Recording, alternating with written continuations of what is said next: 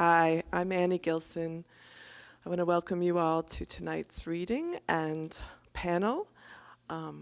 We are very pleased to be welcoming the National Book Foundation here to Oakland University. Before we do, I want to thank Kevin Lamb, our English department chair, who signed off on this event, and also Cynthia Ferreira, who is the administrative secretary, and she is the one who puts all these things together, helps us all. Thank you all for coming tonight, and thank you, Beth, for coming and bringing Justin and Angela to OU. This is a wonderful, wonderful event. I just want to introduce Beth, who is then going to come up and introduce everyone else. Beth Harrison is the Deputy Director at the National Book Foundation, and before that she was the Assistant Executive Director for Development and External Relations at the Alliance for Young Artists and Writers, which presents the Scholastic Art and Writing Awards. Previously, she served for 11 years at the Academy of American Poets, and most recently as Interim Executive Director. Prior to that, she was Development Specialist for Literary Publishing at the Community of Literary Magazines and Presses, and began her career in publishing, having worked for Princeton Architectural Press, Oxford University Press, and The Quarterly. Beth is the founding editor of the literary magazine Spinning Jenny. So please welcome her tonight.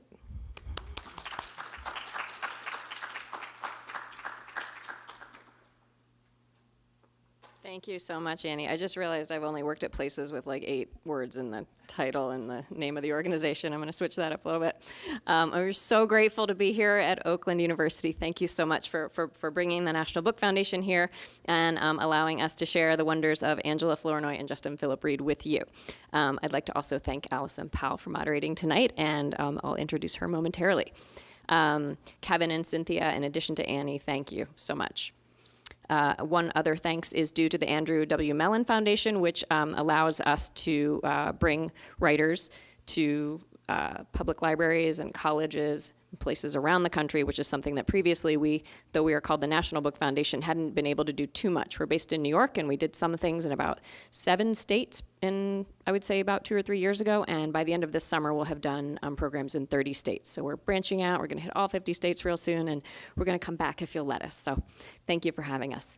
The Mellon Foundation has also enabled us to provide funds to get you all some copies of our wonderful authors' wonderful books. So you'll, I believe, have a chance to get them signed afterwards. So in addition to the lovely chafing dish spread over there, definitely visit the tables back there and get some books. I'm going to take just a moment to tell you a little bit about the National Book Foundation. Our mission is to celebrate the best literature in America, expand its audience, and ensure that books have a prominent place in American culture. We are perhaps best known for administering the National Book Awards, which for over 70 years have honored thousands of authors, such as Ralph Ellison, Wallace Stevens, Zadie Smith, Salman Rushdie, Colson Whitehead, and tonight's featured authors. The foundation also presents public and educational programs. As I mentioned, it'll be 30 states by summer. We produce something called NBF Presents, which is what this is part of. We also launched this year a program called Literature for Justice, which aims to contextualize and humanize the issue of mass incarceration in America through literature. We also have a program that we launched this year called Author in Focus, James Baldwin. And the primary directive there is to shine a light on the literary legacy of James Baldwin, who was a 4-time National Book Award nominee and beloved by, I'm sure, many of you, and certainly by me. We also invest in young readers. We help build a lifelong love of books through programs such as Book-Rich Environments, which by the end of this year will have provided 1 million free books to children and families living in public housing communities in 20 states. We present Book Up, which is an after-school summer and reading club for middle school students, and that has just expanded to 5 different locations, including Detroit. So all this is the tip of the iceberg. We believe that books matter. We work every day, year-round, to make sure that they continue to do so. And thanks for being part of that effort. Okay, let's officially introduce tonight's moderator and our authors. Allison Powell is a poet, essayist, and scholar of Romantic era poetry.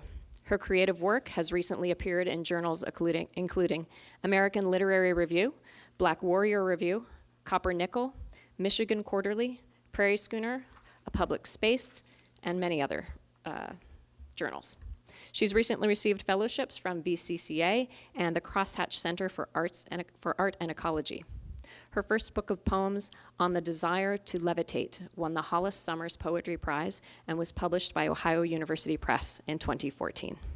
She has many other accolades that she said, oh, you don't need to read those, but I'm sure you all know what they are. Our two authors tonight, Angela Flournoy. Angela is the author of The Turner House, which was a finalist for the National Book Award and also a New York Times Notable Book of the Year. The novel was also a finalist for the Center for Fiction First Novel Prize, the Penn Robert W. Bingham Prize for Debut Fiction, and an NAACP Image Award. Angela is a National Book Foundation 5 Under 35 honoree for 2015. Her fiction has appeared in the Paris Review, and she's written for the New York Times, The Nation, the Los Angeles Times, and elsewhere. She's a graduate of the Iowa Writers Workshop, and she received her undergraduate degree from the University of Southern California.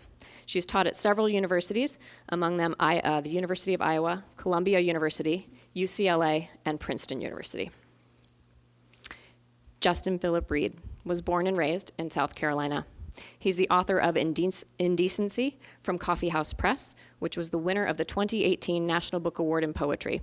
He's also the author of the chapbook A History of Flamboyance from Yes Yes Books.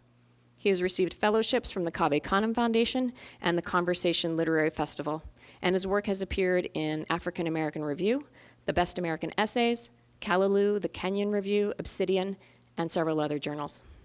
He received his MFA in poetry from Washington University in St. Louis, where he lives.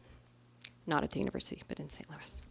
So, all that said, please give a warm welcome to Allison, to Angela, and to Justin.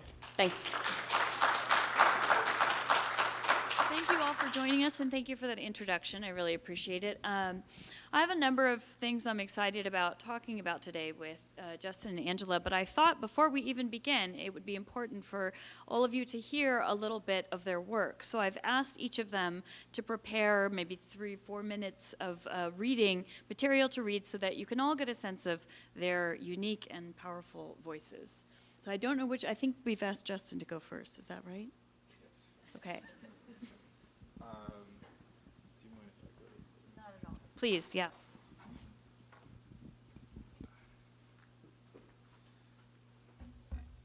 How y'all doing?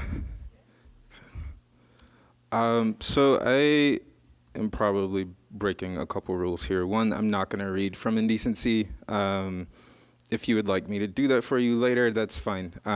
But this is, since the theme was crafting narrative, I don't know how closely we'll stick to that. This is a poem that I wanted to share from my upcoming book, and the poem is titled When I Was a Poet. You'll hear me taking a couple shots at Robert Frost, also Thanatopsis by William Cullen Bryant, and there is a little feature of Alice Notley's The Descent of a Let in here that you might be able to pick out. But I'll get started because it's a bit of a longer poem. And this is dedicated to my friends Philip B. Williams and Marwa Halal. When I was a poet. Now darkness was not upon, but was the deep's complete face. And then was roof on the valley that which is not valley knocks. In darkness, mine was not a linear condition. Mine was the express mission of uncountable spirits, reaching in ceaselessly to relink their fingers. I was architected like a multi-dimensional radial hemorrhage. I dilated on all axes like a dahlia, and was a field of this.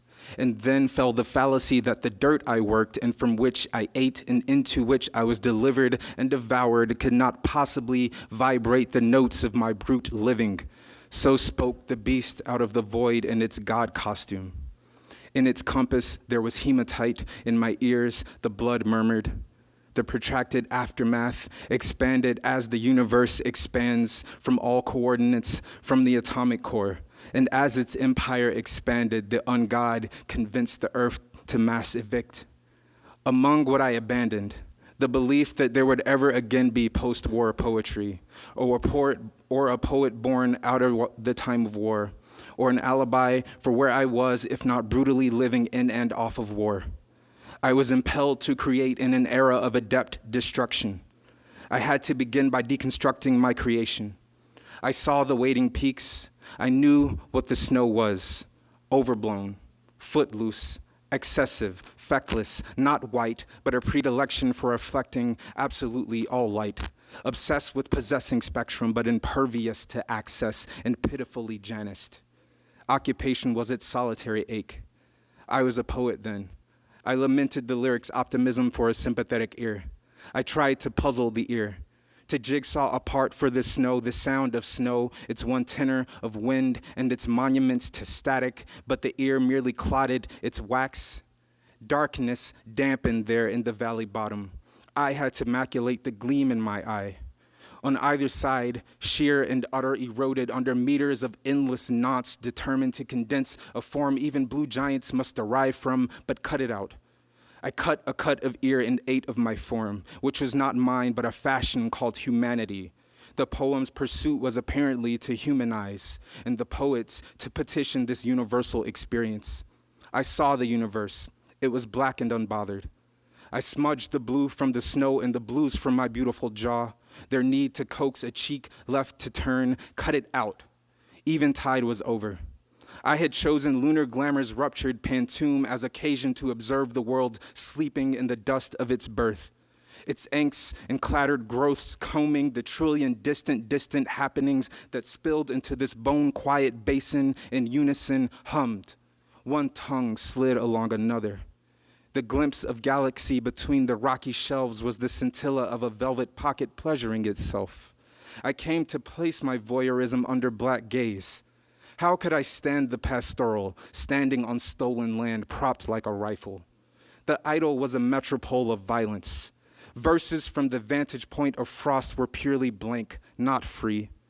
Suddenly the valley was disaster, every chasm unconsenting. I could not recover a peace to rest in.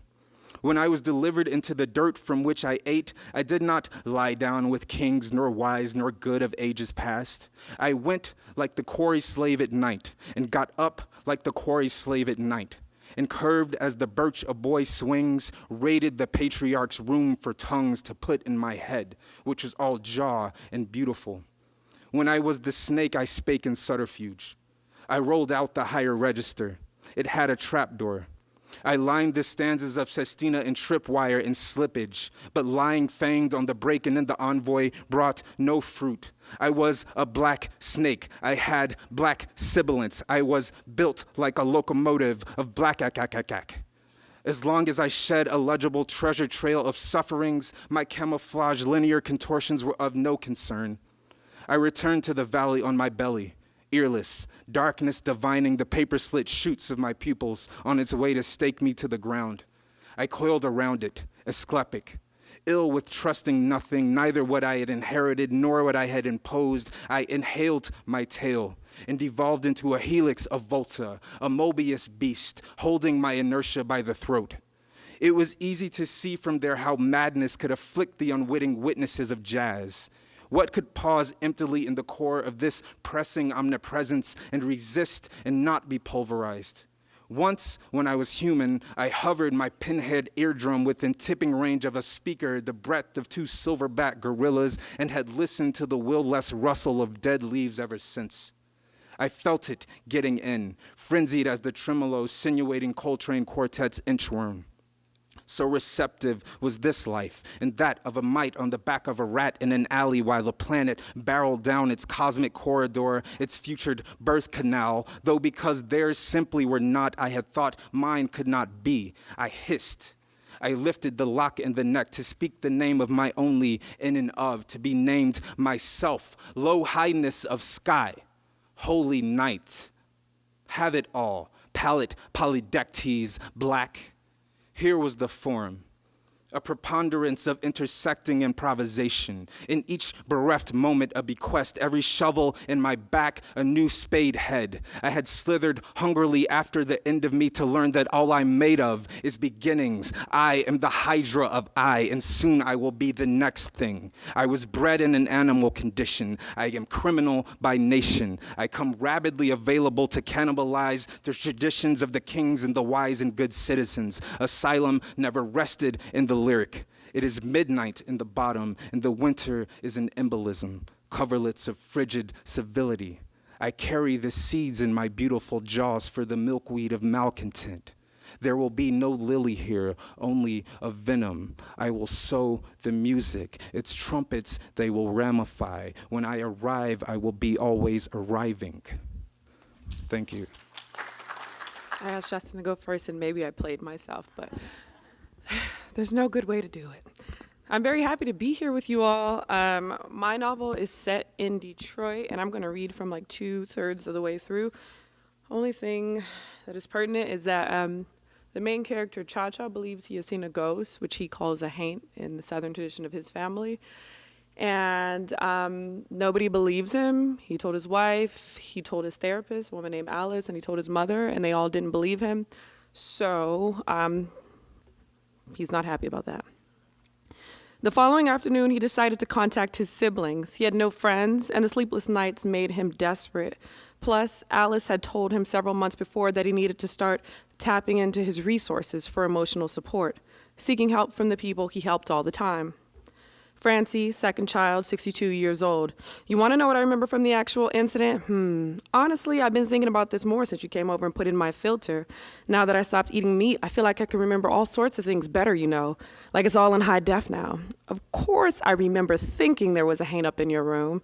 And what, Cha-Cha? We were young, and when I moved into the big room, I didn't have any problems, so I don't know. You been reading that Zora book? A little. I've been reading up on hallucinations, too. Jesus, don't read that, child. You're not hallucinating. According to Alice, I might be. I don't think I am, but you need to let go of that Western mindset. I keep telling you. Had I listened to them after I got sick, I'd have ruined my liver and kidneys by now, taking 1 million pills a day. These white folks don't know everything. Trust me. Alice isn't white. Still, you know what I mean. Anyway, what's going on with the house? Rahul told me that you could maybe get some type of tax write-off if you short sell it. Francie, do you remember what it looked like? It was blue, right?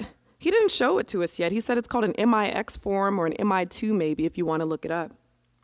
Quincy, third child, 59 years old. The problem is all those women up there with you. You know I love our sisters, Cha, but they're hysterical. I don't doubt they drive me crazy too. I'm not crazy, Quincy. Of course you're not crazy. You're my big brother and a Turner man. Listen to me, though.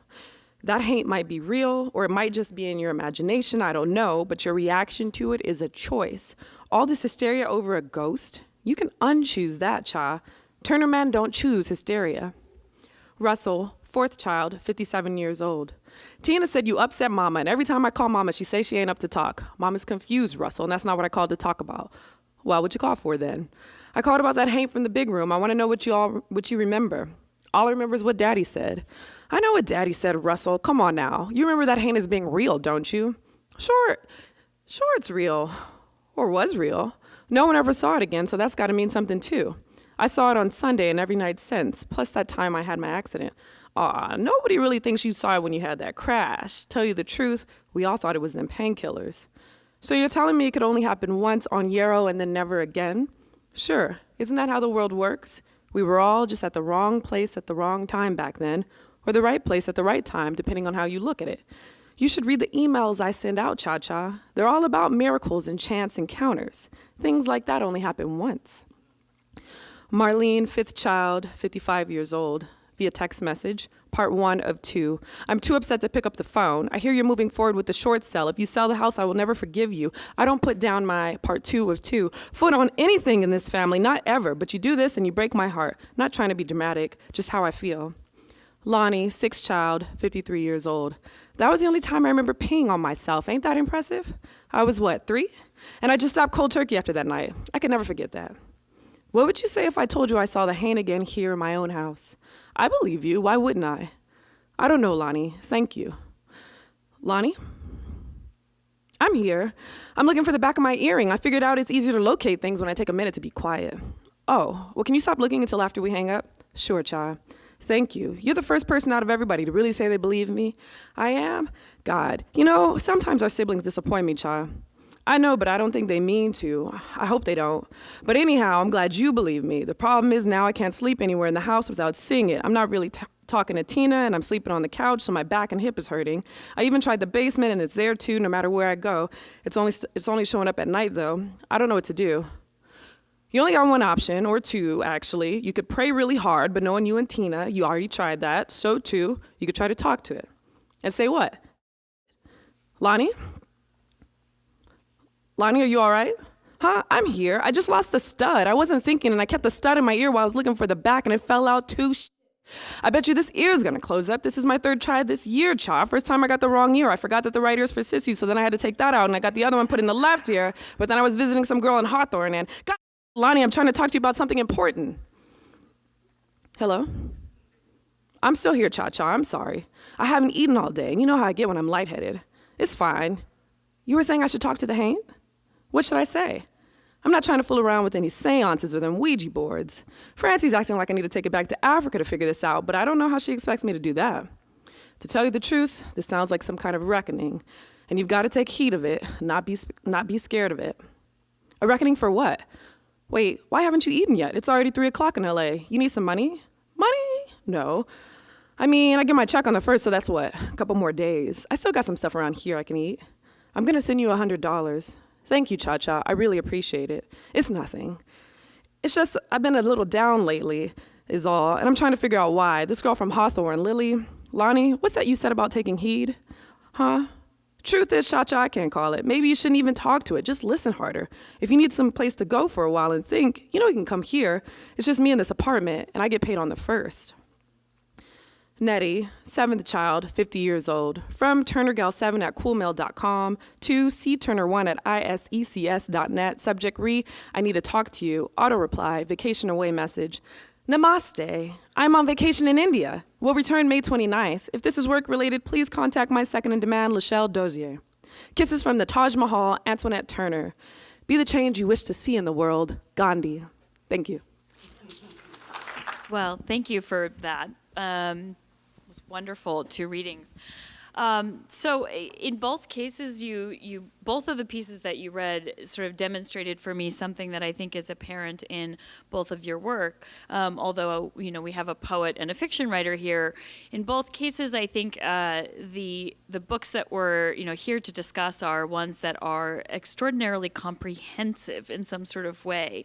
I think in Angela, in your case, you have this family that is this big family and multi-generational, located around this one house in Detroit, but at the same time, there's also this presence of the Haint that comes back again and again, and so that there's a movement between like what's happening right now, what's happening in the recent past, and then possibly the very distant past. So there's that, and then I think also for Justin, in your work, I find something similar, although it moves in a little bit different way, which is essentially I found so many of your poems seem to be talking about where language works for us and where it fails us, and what do we do with those moments of failure.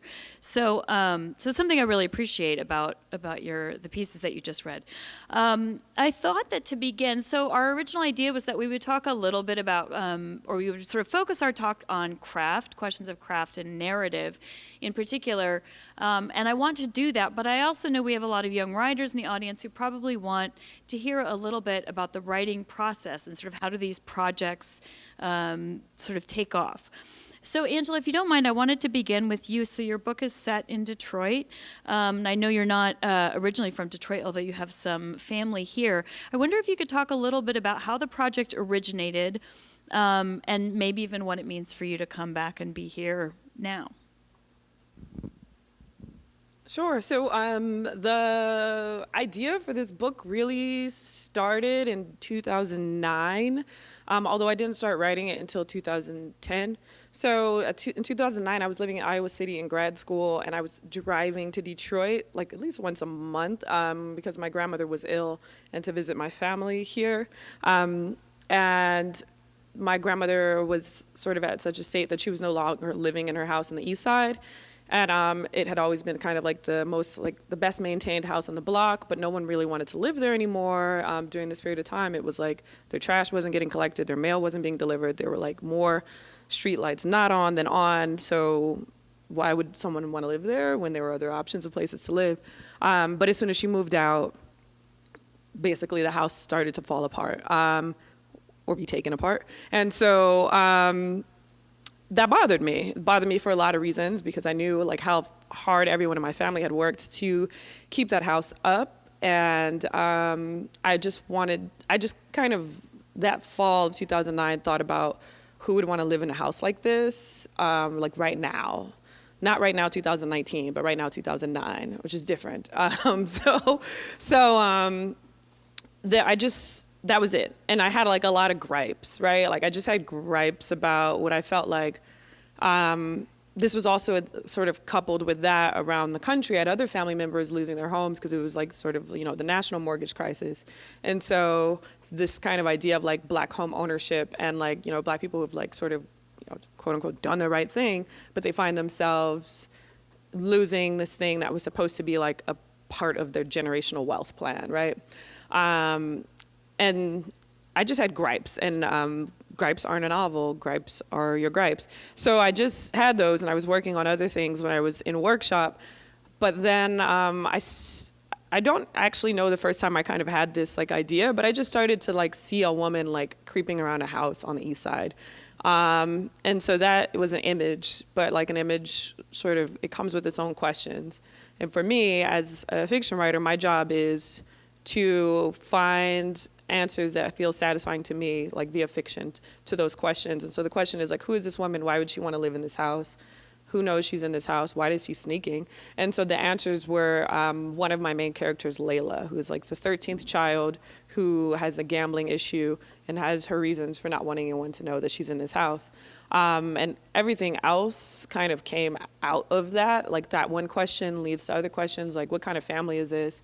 And I decided it was a family like mine, kind of on every side. Like I have my mom's side and my dad's side, but then I have like two like adoptive family sides, and they're all big. So I come from like a huge family. My dad's the 5th of 13, but there's a lot of people on every side. So I wanted to sort of mimic the feeling of being one person in something so large, and feeling like you don't really have space to like change the way people think of you. Like they've decided when you were maybe only 5 that this is who you are, and it becomes hard to become somebody else. And so the book, everything else that's in there is like what is the result of me researching that original like curiosity and doing the work of like making the setting feel fully realized. It took me in all kinds of different directions. So another question that I had, and I think it would be great, Justin, if you wouldn't mind talking a little bit about how your book came about and what the writing process was like. A related question I think I have is sort of on the tail end of that, which is, it's interesting to think about winning an award like the National Book Foundation Award and sort of how it changes your career and your life and also your relationship to your own writing. So I guess in a way I'm asking if you wouldn't mind, for Justin, talking a little bit about that beginning process, but then maybe also where you are now and how this this award has sort of affected the way you relate to your own writing. Thanks for that question. It's always a strange thing to begin telling people about the process of creating Indecency, because the minute I say MFA thesis, they're like, oh. But I think that I also then have to specify that there was a body of work that I thought was going to be my thesis coming out of my MFA, and I believe that around that time I really started to become more reclusive within the city of St. Louis. This was driven by a certain paranoia about being out. This was driven by just the feeling of total unsafety of being in St. Louis. I had already been arrested by then, and that was a threat that was, this was for protesting, but this was something that kind of alerted me to the fact that I was being watched. in a way that I kind of took a little, I took very deeply into myself and just allowed it to keep me very close to some of the like rawest and hardest parts of myself, and it maybe wasn't a great time. So this is all to say that Indecency didn't come out of an easy place. A lot of the poems are doing this very strange cerebral work because I was kind of just moving through the labyrinth of my mind and not really leaving my apartment very much. And the kind of sense in the book that I try to engender of the threat of invasion of privacy is all born out of me feeling that I was somehow being invaded by these senses of unsafety that I hadn't carried with me before.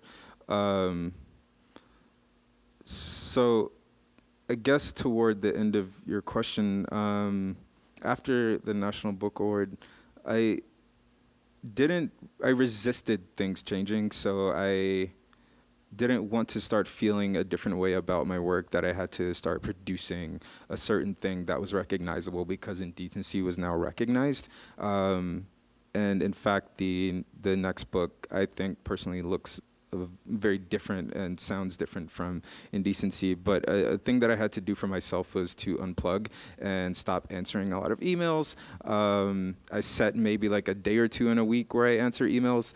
But there was just suddenly this like constant pressure to be available in a way that was really difficult for the way that I move in the world. I don't like being available in that way. I really need a kind of like personal, private time, and I had to start saying no to a lot of things that I probably would have pursued before. And so I'm curious about when I think about it, what kind of, I guess, attitudes some of my closer friends have toward me now, where it seems that maybe like I haven't come out of my shell too much in the last season, but it's just me trying to reconcile this sudden different idea of myself as visible that I didn't really anticipate.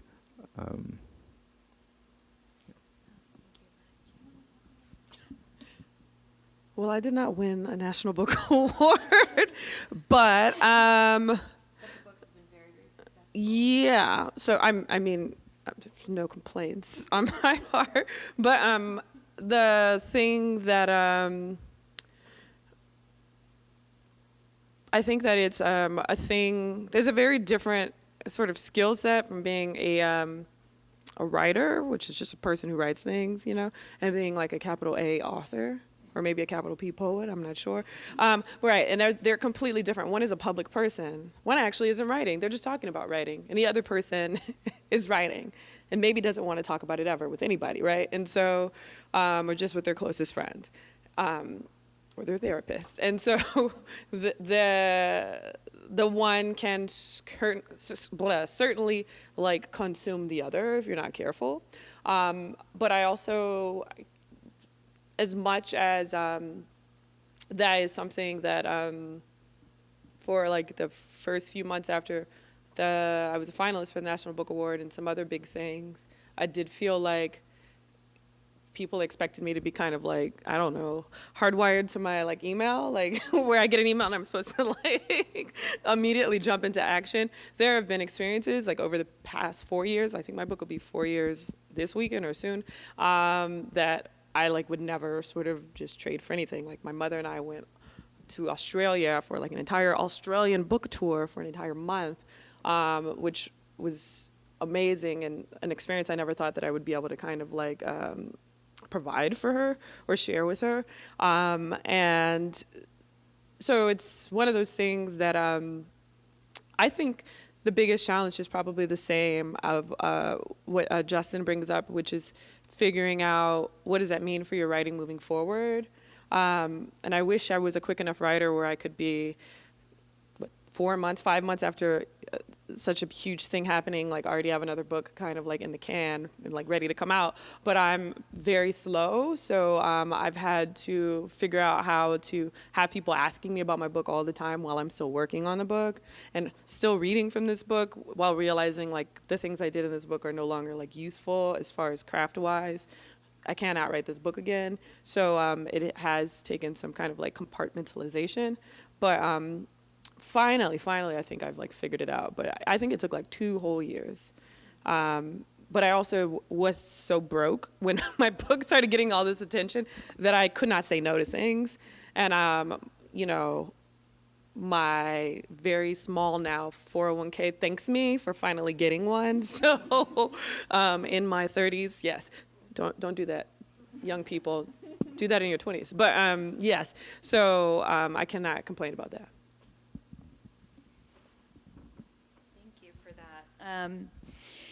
So, and I relate to that question about being constantly available, not in maybe the same kind of exciting way, but I do think one possibility is to constantly lose things. If you constantly lose access, you lose your phone, then you can be unavailable.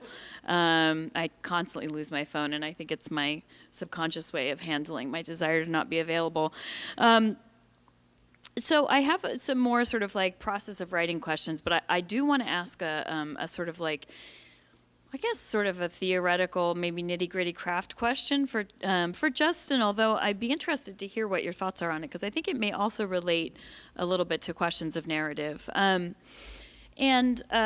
When I was reading Indecency, one of the things that I found most fascinating is the poems where you're doing a kind of erasure, or you have a sort of an underlined space instead of a name or things like that, so that there seems to be, this is what I was sort of mentioning earlier, there seems to be a way in which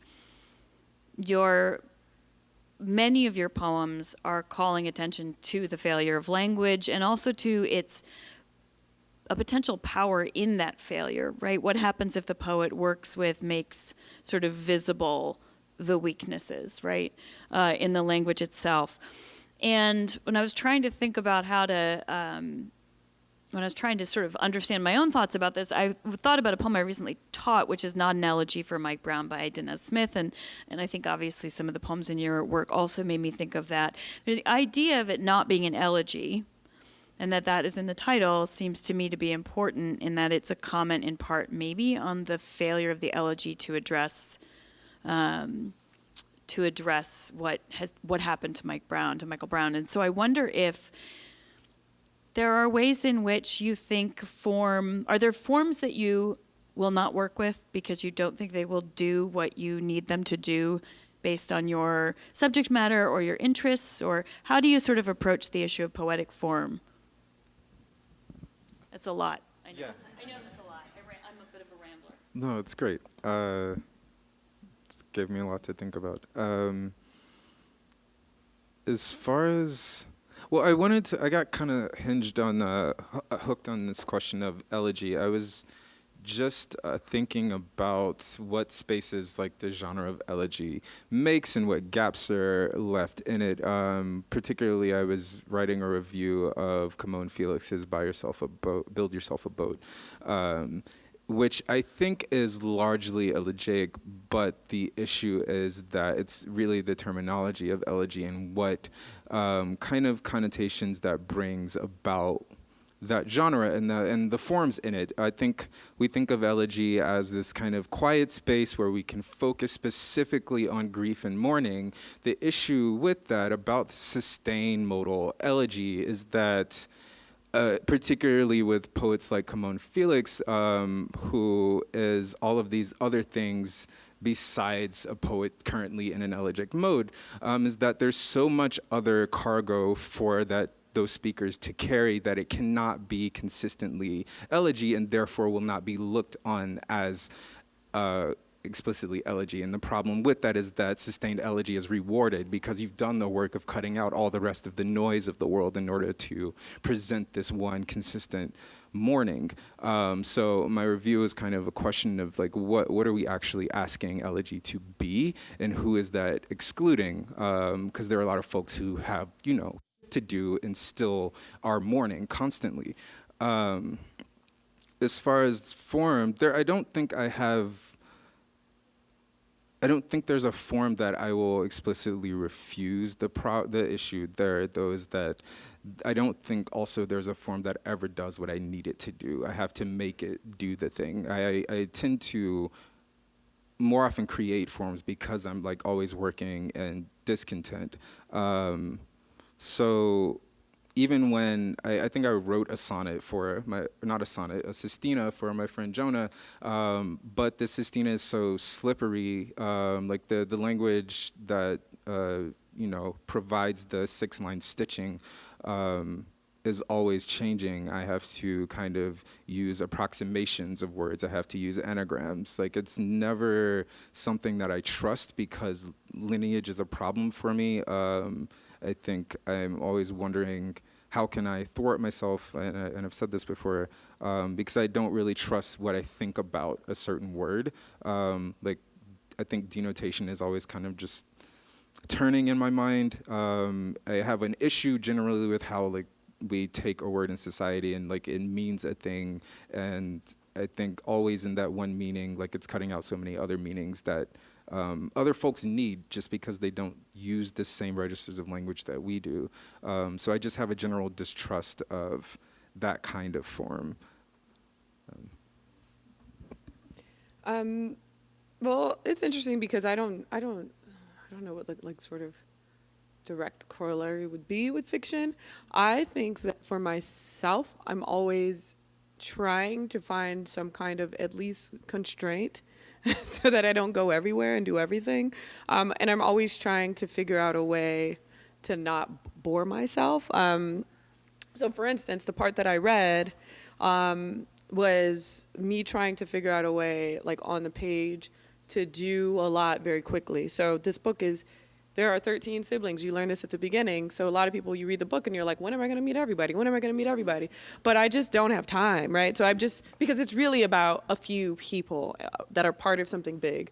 And I read a novel, The Savage Detectives by Roberto Bolaño, like maybe when I was 2/3 of the way through this book. And that book sort of formally, because Bolaño was also like a poet, and that book is like about poets in Mexico City in like the 70s, has sort of like formally it's doing all these different things. So in like the beginning, it's kind of like this diary, and then in the middle, the like Savage Detectives parts, it's a series of interviews, and then it becomes like this travelogue at the end. And the series of interviews part really sort of struck a chord with me. I was trying to figure out, okay, so we're 2/3 of the way through this book. How will you introduce these people? It's so late in the game. Like, if you do want to have them in it, and how do you just do enough so that people feel like they get a sense of who they are without having basically a chapter about every person? And so I kind of, from reading that Savage Detectives parts, which is like a series of interviews with poets and scholars and crooks and creeps like all over the world about these two missing poets, I got this idea of this phone tree, right, which is a lot less ambitious than this huge like 200-page section of this novel, of Bolaño's novel. But I got this idea, like, what if he just calls everybody up and they're just like not listening to him and going back and forth the way that siblings do.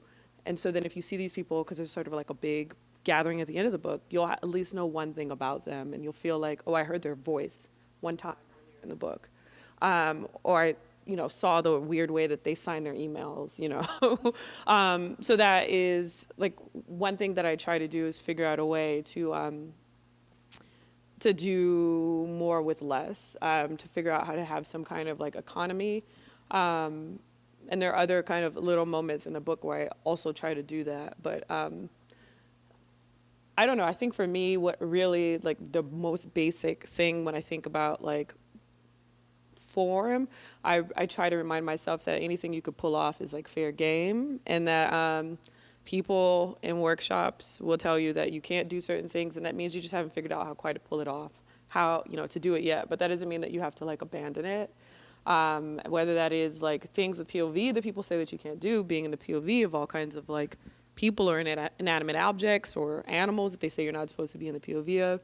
you can do anything if you figure out how to pull it off. Like the haint itself was this idea that I knew had to be in the book, but I didn't know how, and I had to just keep writing the book. Yeah.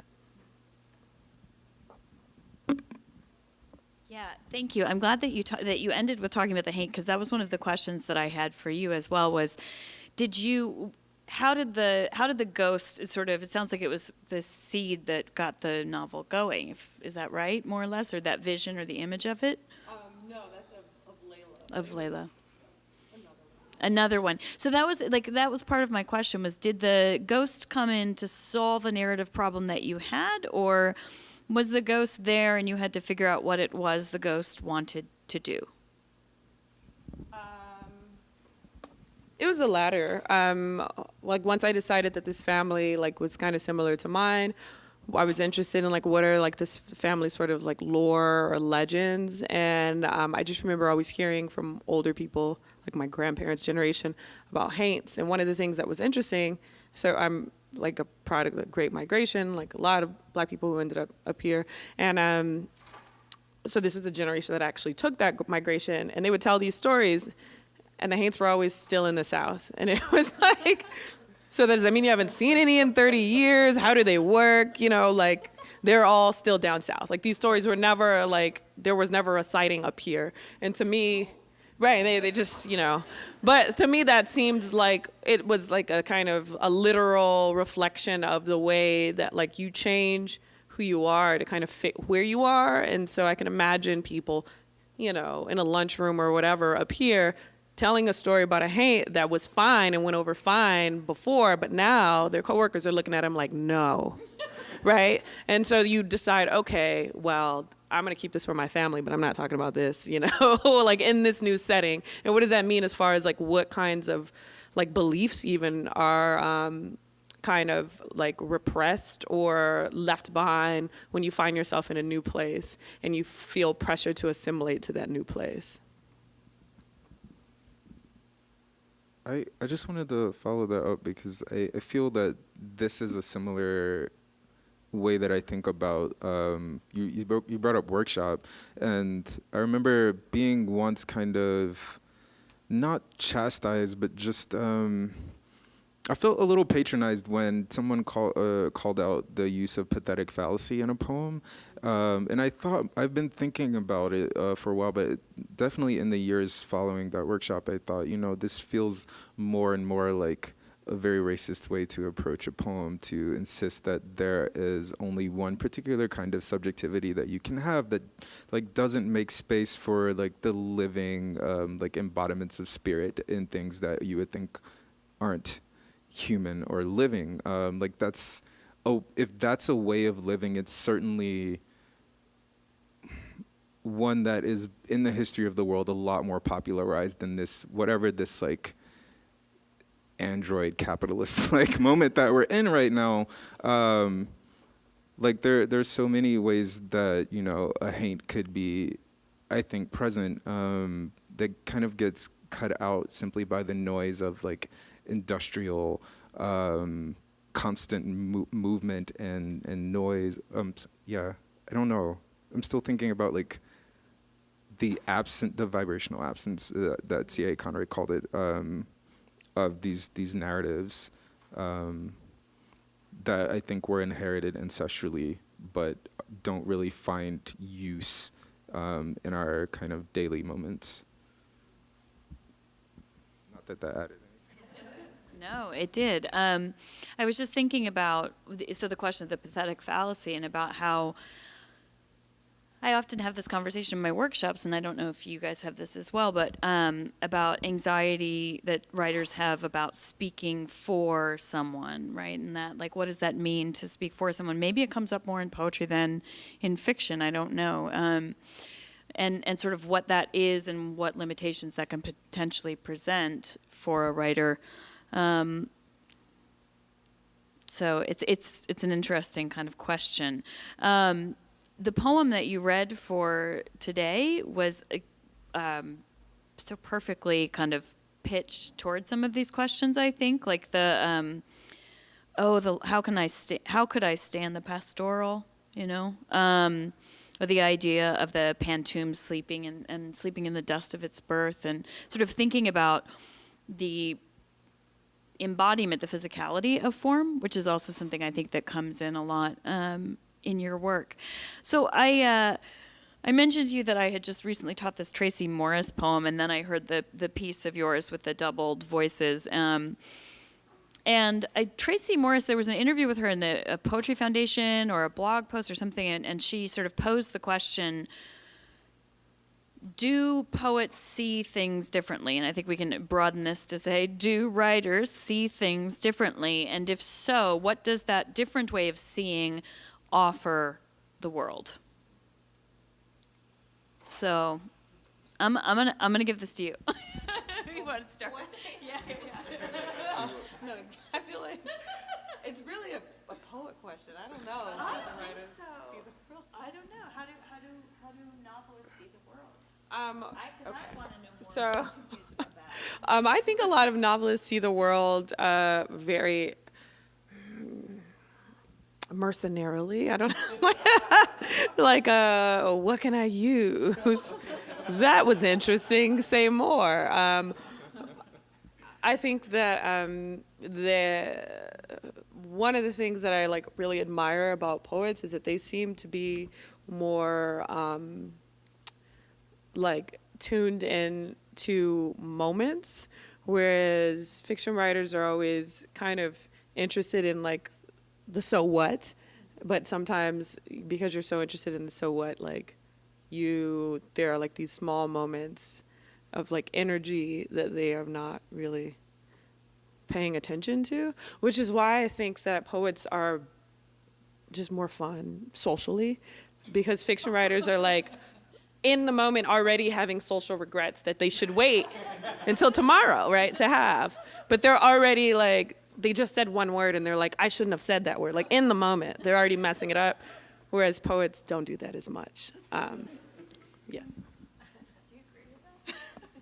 That poets are more fun?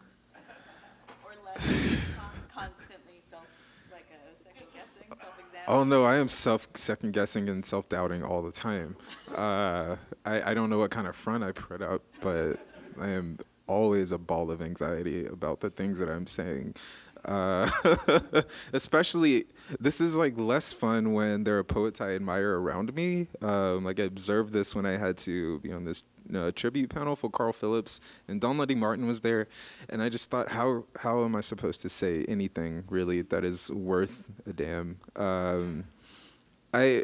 Do we see the world differently? I also just don't feel comfortable. See, I'm never comfortable with speaking for the large body of poets. Like there's so many different kinds of poets, and I don't know if a lot of them are interested in seeing the world differently so much. Like some poets are actually very much invested in documentary and just presenting and in ways that are negatively called didactic, but I think also didactic poetry has a really strong place in reminding us actually where we are in our current moments. And there's a particular way too that didactic poetry, especially in the Black tradition, has been crucial in keeping a kind of historical line moving through poems. It's a way of keeping time, I think. It's a way of archiving, which has always been important to, I think, a lot of Black cultures, is to like align music and knowledge in order to keep that moving, because music places itself in the body as opposed to text that can be destroyed. So the oral tradition in that way is also very important. And so I will defend kind of documentary didactic poetry in that way. Seeing the world differently, like I'm going to continue coming, I guess, back to that. I can only say that, what informs me or pushes me in thinking about this is always Baldwin in the creative process, saying that for him, like the position of the writer is one that's very specific, that to kind of be the person who minds the most revolting parts of a human life, the most revolting parts of a human society. And to be this person is kind of someone who would be reviled. I think that he was ready to take that risk. And so that's something that I kind of hold up, but it's never, it's like queerness to me. It's something that I can never actually approach and achieve. And so I think if there's a way of seeing the world differently, that's the kind of different work that I want to do, is to be ready to go to those dirtiest places, dirty, and I don't know, come back, which I know, like Eileen Sixu says, like you want to die and come back, which is always impossible. This is the place of the writer saying, I want to die. Yeah, I don't know. I'll ramble. Yeah, it's interesting that you talk about Baldwin there, because I was also thinking today a little bit about Adorno and the idea that, you know, it's barbaric to write poetry after Auschwitz, and there's a different, you know, which I think that he, you know, I mean, and he later sort of goes on, later on in his life, to kind of clarify what he meant by that, and of course it wasn't like to not write poetry, but simply that, like, to acknowledge the extent to which creating cultural artifacts is, you know, a not futile but indulgent endeavor or something, but also necessary. I don't know. I'm not totally sure. But before we go down that lane, because I feel like that's like a tough place to end on, and I want to make... What's that? That's a hornet's nest. Yeah, totally. And I want to make sure we have time to get student questions as well. So I think I had one last question, which is hopefully an interesting one for you. But I was noticing, Angela, in your reviews, that there was like a couple of words kept coming up. One of them was unsentimental, or some synonym of that, like clear-eyed. And then the other one was elegant. These elegant sentences. And I partly wanted to ask you about that question of elegance. Do you think that is that a matter, you have beautiful sentences, is it a matter of having control over the music of the sentences? Do you think that idea of elegance is also about knowing when to pull back, like not writing about all of the characters because you know you have to keep your focus? And then perhaps also, I don't know if Justin, if you want to answer this, but is there any kind of time in which you've read a review and discovered something about your own work that you didn't really know was there? I'm very interested in your answer because the first one, unsentimental, I mean, I have my thoughts about that one. I don't even know if that's actually a compliment. Because of the subject matter of my novel, when people say unsentimental, sometimes I'm like, this is like some kind of tough on crime, double speak thing. I don't know what that means, but it sometimes means you're not letting these black people off the hook. And it's like, it's not an either or thing. What I'm doing is just like thinking about like these human beings and like what their lives are like. But as far as elegant, I accept that one. But I think that the thing that when I think about sentences, I think about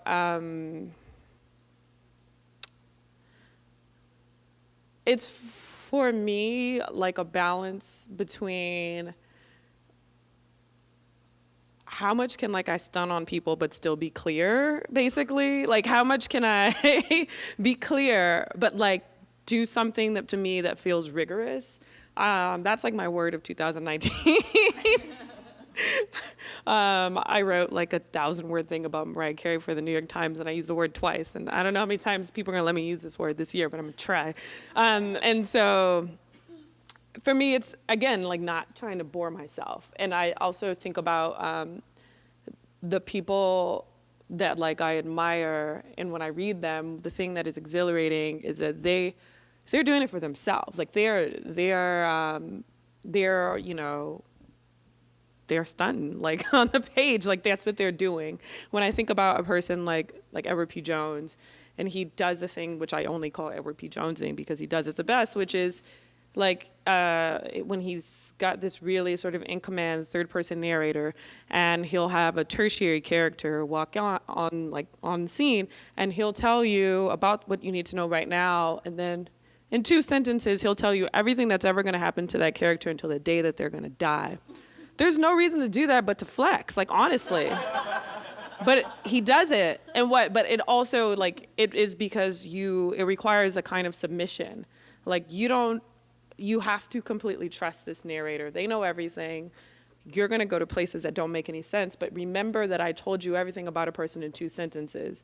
Remember that I have this, it's all gonna be wrapped up in the end. Like, and what isn't is because, like, it's none of your business, right? What if it's not wrapped up?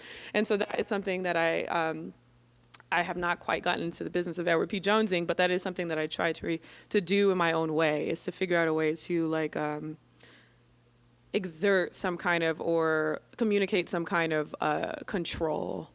And especially because I'm interested in, like what I call kitchen sink novels. Like, that's like, can I put some more? Can I put some more? And what that requires is for a reader to not just, like, give up and be like, I don't know why we're here, is confidence. Like, trust me, it's all going to come together at the end.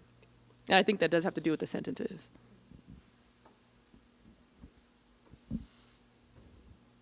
So reviews that told me about myself? Yeah, or reviews that you just found really annoying. Ooh. Have you found some that you were like, you got it? Yeah, you did it. You got it. What I was trying to do. I think the one time that did happen to me, it wasn't so much a review, it was a close reading. Actually, the podcast, I think, is called Close Reading. Close Talking. Yeah, so the 2 hosts did a close reading of my poem, I can't even remember, this title is so long, How to Keep It Down, Throw It Off, Defer Until Asleep. And the poem has, like, 3 different POVs that it flexes through, and I remember thinking, nobody ever reads this poem, number 1. Number 2, why now? But then they did a breakdown of the poem, and I thought, this is, actually most, if not everything, that I was trying to do in this poem.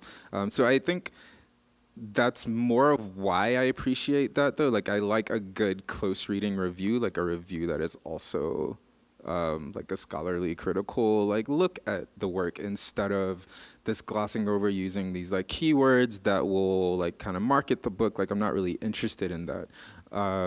So that is the kind of, they actually may have told me something about myself, but I was so giddy listening to it. I remembered there have definitely been reviews that have annoyed me. And I'm not even sure, I won't say names, but like, recently a very well-known writer got on Goodreads and did a review of my book and said that my writing was basically, like, unreadable. And I thought, well, why, but also, like, beginning by addressing that maybe this book wasn't for me. And I thought, well, if you felt like the text wasn't for your reading, then why go on Goodreads, having the clout that you have, to deliver this review that is going to influence people? So I thought, that's petty. Like, why waste your time? Like, I would never do that. But, if that's what gives you your kicks, then cool. Just don't do that, I guess, If you feel like you haven't been able to digest a book, try reading the book, like, 2 more times if you're that invested. Like, if you're going to give the book a review, you could maybe do that least bit, reread it a couple of times. And also, if you think that that's not for you, then why spend your time doing that? Like, is a question that I have. So yeah, I'm just a little miffed about it. Just a little bit. I know what I will be doing immediately after this Q&A, looking up Goodreads. Okay, so I thought I'd like to now turn it sort of over to the students and see what kinds of questions, if any, you all have. And I think if you stand and just speak your question confidently, we should be able to hear it fine. Sam. Thank you, Sam. So I actually, and I tell people, like, I'm willing to tell people this, that Khadijah Queen actually, like, organized a major chunk of my book. We had a conversation, like, early on, just like whether or not she'd be interested. I think, like, reading Khadijah's book, she's like someone who's very interested in structure and like what it does, how different poems influence each other. So she got me thinking differently about kind of the linkage of poems and how, like, the resonances in one can move into the next one, which I've been carrying with me, like, ever since. But yeah, I can't take entire credit for, like, structuring my book that way, but it is something that taught me a lot about, like, how to think of my poems in conjunction with each other. So this next book, you can blame me entirely for. It's in 4 sections. I don't know if I did it right, and we can chat about it. Do you have a thought about, like, structuring narrative in that way? First of all, Khadijah Queen is brilliant. That is just a fact. For me, I think that I don't mind. Like, I guess it's not cool or whatever now to to be interested in, like, organizing something chronologically. I do not write that way. But then, because I don't write that way, it feels like a great scam I have pulled off. If I am able to make it feel as if everything is moving that way, when that's not how it, like, happened, it doesn't feel like a cop-out. It feels like the opposite. Like, I'm able to impose a kind of order that will be satisfying to the reader onto something that was not created that way. So, for instance, in this novel, all I did was, like, I would write a chapter about a certain sibling or a certain main character. Then I would leave them there in whatever, like, small turning point that happened in that chapter. Then I would write another one. Then I would have to go back and figure out, okay, well, what does that mean for that person before? And then when I decided to write, like, about 75 pages that are set in the 40s, I just basically, it was like playing solitaire. I, like, put every single chapter on the floor and then figured out, like, where does it feel like there's, like, movement, but there's, like, we've had something happen where maybe people can take a jump back 60 years and not feel disoriented. So yes, there was a novel by one of my teachers, Daniel Eller Cohn, called Lost City Radio, that is structured like everything is moving forward. Most of the novel is moving forward, but one section of the novel is moving backwards, and it's telling you about a person who has, like, been disappeared in Peru. And so because they're going kind of opposite ways, it feels satisfying that at the end of the book, you find out what happened to this person who we already know is missing, but, like, exactly how he got missing. And I wanted to do something similar in my book. Like, even though it's not necessarily, like, structurally you're going anywhere because you know that they end up in a house, but figuring out how they end up in the house ends up being satisfying, or I hoped it would end up being satisfying. Mm-hmm.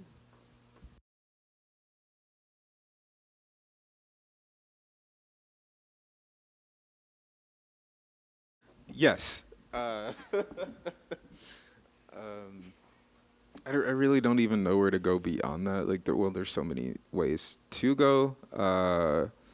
Tokenism is a thing. Questions of audience are a thing. Who kind of wants to hear a Black poem?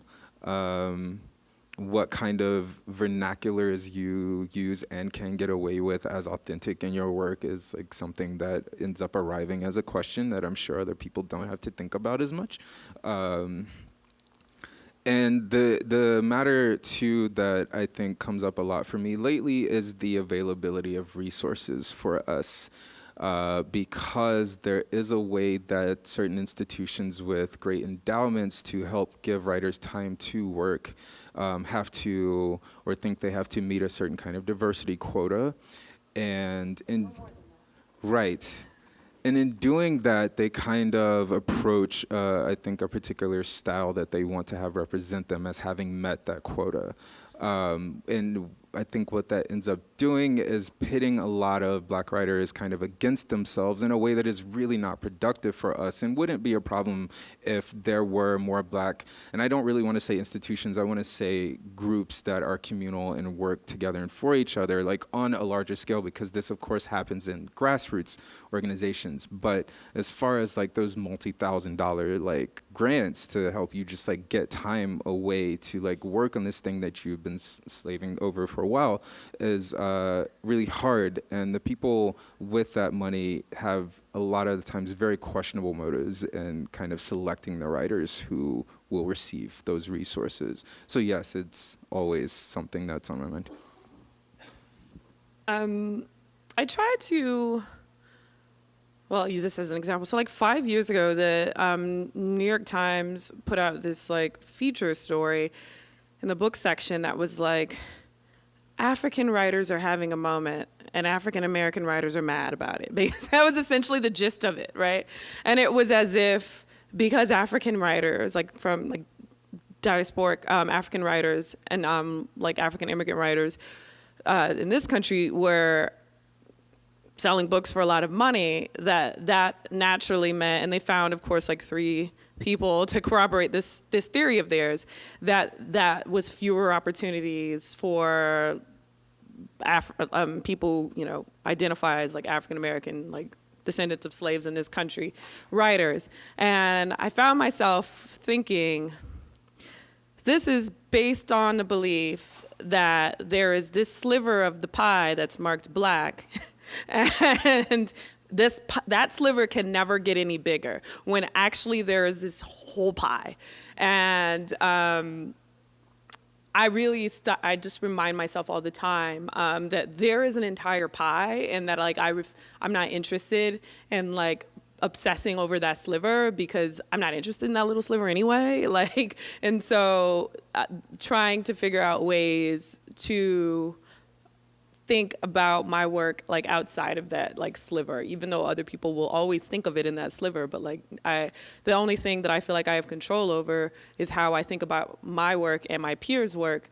And I don't think about it like, oh, well, she got that thing, which means I don't get that thing. But that doesn't mean that there aren't times when you're like applying for a certain fellowship or a grant, you don't scroll the headshots of the recent recipients. And if you see like, oh, okay, they had like 2 Black girls last year, you're not going to get it this year. And you won't. Like, the reality is, and many times you won't. But I just hope that changes. But luckily, what I have also realized, though, that it doesn't benefit to find a sort of like bitterness or competitiveness towards other African Americans, because those are the people who are going to get you the job, the teaching position, or whatever in between that will hold you over until, you know, they're picking Black girls for whatever prize again.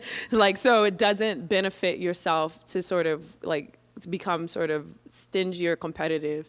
As far as what I feel like, you know, the second part of your question was like about the burden of representation in general, right? Yeah, people certainly do. I mean, have expectations, but one of the things, like I have, you know, friends who like write and act and like are on television. That is a whole different level of representation. One of the nice things about like writing fiction is not that many people read books, so you don't feel it as much. The National Book Foundation is changing that. They're going to 30 states this year. But I mean, as far as I don't worry as much. And I do think the people that come to books don't come necessarily to see somebody just like them. Just because it's about Black people doesn't mean it's like gonna be about them. I think they understand like the sort of the diverse sort of ways there are to be Black in this country. I do find the conversations about like pop culture and like television and stuff, it seems like the stakes are higher for some reason, and we expect, or at least Twitter will make you think that, right? That it's gotta be exactly how we experience life, or it's like a problem. And I would say, just as if you create anything, you have to figure out a way to expect more of yourself, and like people will follow, you know, when they see new things and they see that they were still entertained or informed or whatever, that that expectation to be a certain kind of way will go away eventually. Can I add? I'm thinking that what's been, for one, productive for me, but also really annoying to keep thinking about is I try to put all of it into context and realizing that, you know, the Atlantic slave trade happened, colonialism happened, and so all of the resources kind of like got pulled into one particular like demographic of the world in a very enduring way.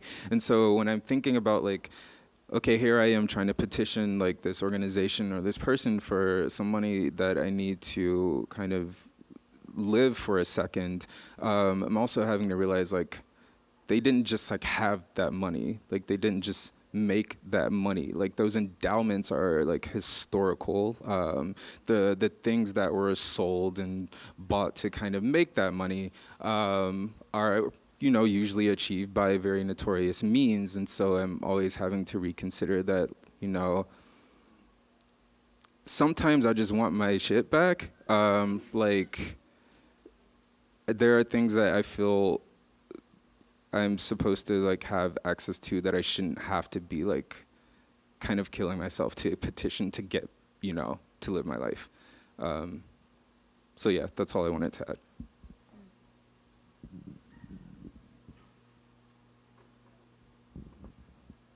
Anybody else? Any more questions?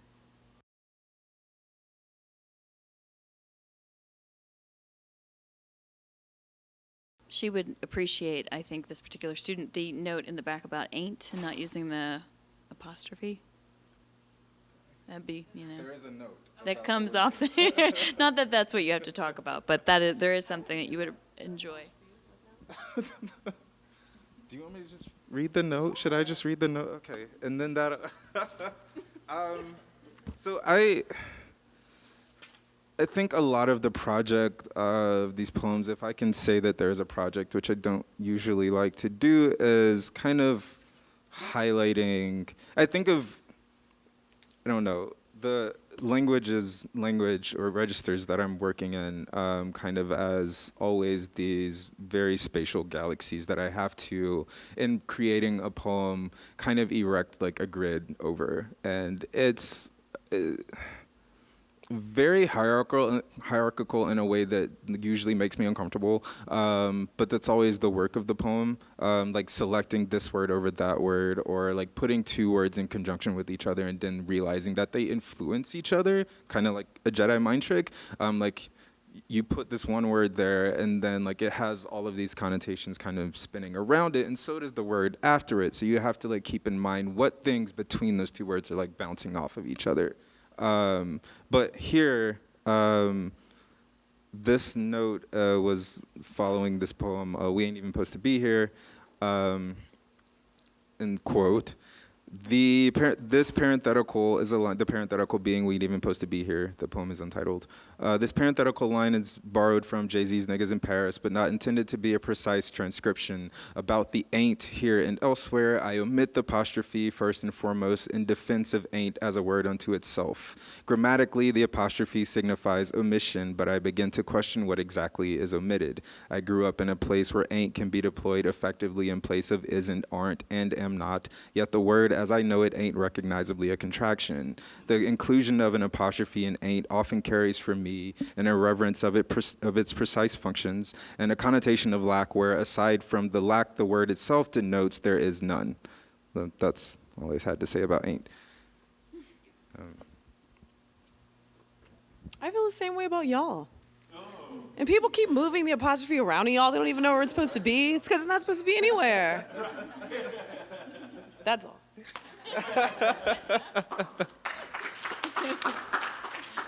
On that note, I think unless there are any further questions, well, I want to remind you that there are books for sale. Oh, there is a question. Oh, PJ. I mean, no.